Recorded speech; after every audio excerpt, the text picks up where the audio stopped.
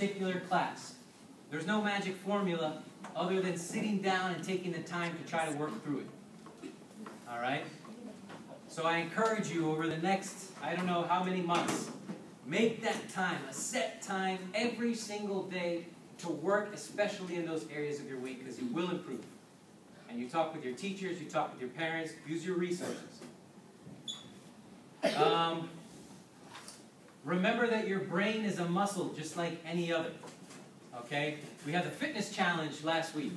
All right, and I saw pictures. I saw a handful of parents in there participating. Actually, they're in the slideshow. You can stop by and see it and bring it up. But your brain is a muscle just like any other. And it is proven. I wish I had the book on me. Well, let me ask you this.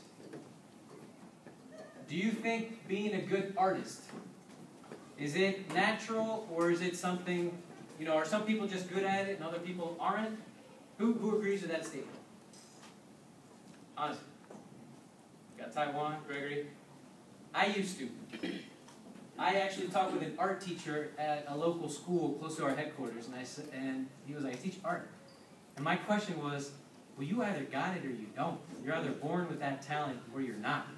How do you teach the kids who are just not good at art? And I can't remember his answer, but I looked at this study the other day, and it showed pictures. There was these people, they were judging how quickly can people learn things if they work at it, even if they're no good at it. And they said, draw a self-portrait. And these things were bad. I mean, really, really bad self-portraits. They took a workshop, a 5-day workshop. I don't know how many hours a day it was. And at the end of the workshop, they said, now draw a self-portrait. And it was like night and day. And every single one of them looked like it could have been drawn by an artist. Some were better than others, but they were all substantially better than what they were in the beginning. So I say that because the brain is a muscle. And if you think you're not good in a particular area, you need to jump out of that mindset and realize that you're just going to have to work harder at it. You may not become the best, but you'll get a heck of a lot better. And you need to convince yourself of that fact. And once you do, the sky is the limit. Character in sports. All right? I've noticed we play sports in here to varying degrees of ability. Some people like to participate more than others. All right? Sports is not the end-all and be-all, but this is an easy example to just encourage you to try new things. And again, to practice.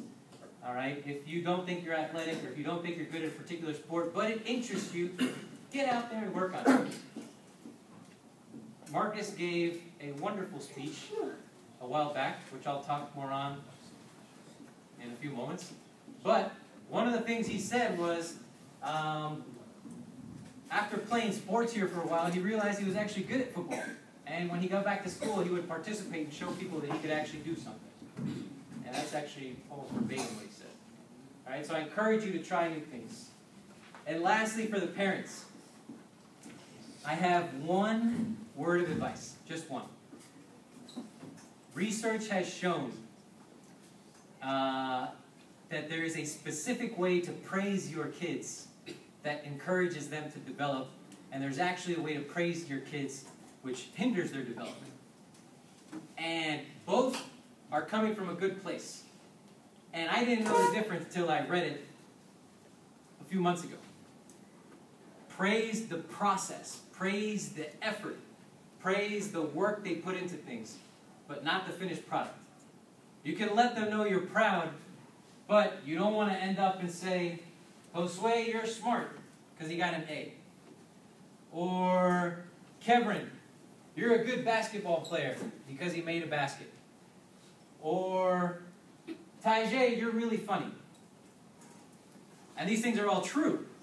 Taijay's funny, good sports, good student, etc. But it's more important to praise them on, wow, you got an A. What did you do to get that A? I sat down 20 minutes a night, 4 days before the exam. I just went over the material. Good. So you're reinforcing that behavior, because that's what leads to success. If you just praise the A, he's more inclined to do whatever it takes to get the A, ethical or not ethical, and more worried about appearance. And again, this is research-based. If a student is told he's a good basketball player all his life, or a good football player. He just kind of assumes it's true. But he gets complacent and forgets often to put in the work that it takes to actually be a good basketball player. So I just encourage you to be aware of praising so-called permanent traits and encourage you to praise the process, the effort, because that's what you want them to love, is the effort, the hard work it takes to get things. Because when you put your heart and soul into something, you might be disappointed if it doesn't pan out, but you go to sleep easy that night because you know you did everything possible to make sure that you got your goal. And even if you don't get what you wanted, case in point, I always wanted to be a professional soccer player. I didn't quite get there. But I use my soccer skills not quite as often now that I'm director, but when I was a volunteer and in all the other work I did, counseling and working with groups and things, I played a lot of soccer. All right, so you'd be surprised what doors open even if you fall short of your original goal. All right?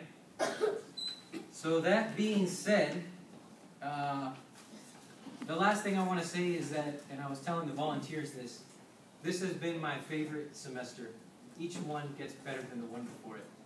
And I look around the room, you know, I see, I've known how old are you, Joseph? I've known Joseph since he was 7, you know? Khalil, around the same age. Donovan, how old are you now? 39. I met you when you were 9. This is crazy, just seeing these kids grow up. And it's not just me. I know Chad's been here for a number of years. Ben's seen all these kids since they were born. Most of the volunteers, we have a great mix of guys who've been here for years and guys who just started. And I think last week was just the perfect testament to the culture that we've created here, because I don't know if you know, but I was away at a training seminar for something that I'm really excited about to bring the YLF down the road. Josh was director in my place, and from what I heard, everything just went perfectly smoothly, because every single one of these guys knows what to do. Anybody could have stepped in that role, and most importantly, the students knew what to do, and they knew what the expectations are. And that's the mark of something great. That's the mark of a good organization. And I really do believe this. I do believe that we're like a family here. And I know I've worked at other programs, I've visited other programs, and the care and attention that the volunteers give your sons is like family. It's like older brothers. So I just want to say, guys, you know, you do inspire me.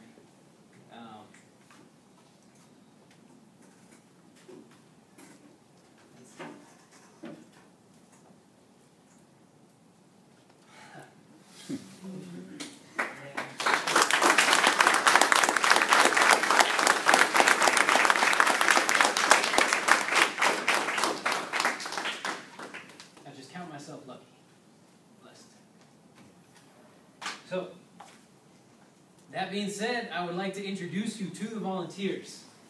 All right, so in no particular order, if you could just stand up or raise your hand when I call your name. Alex Cortez.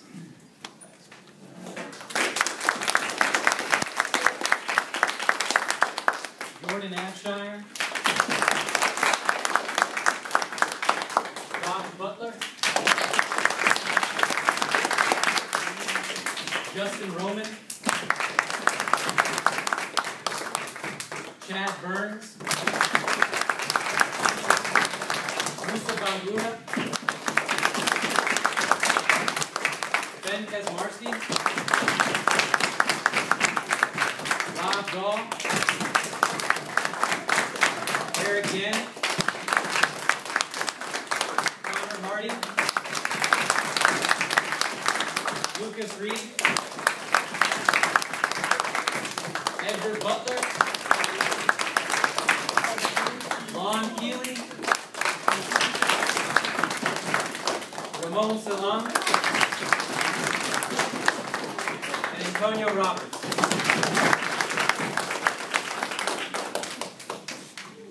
New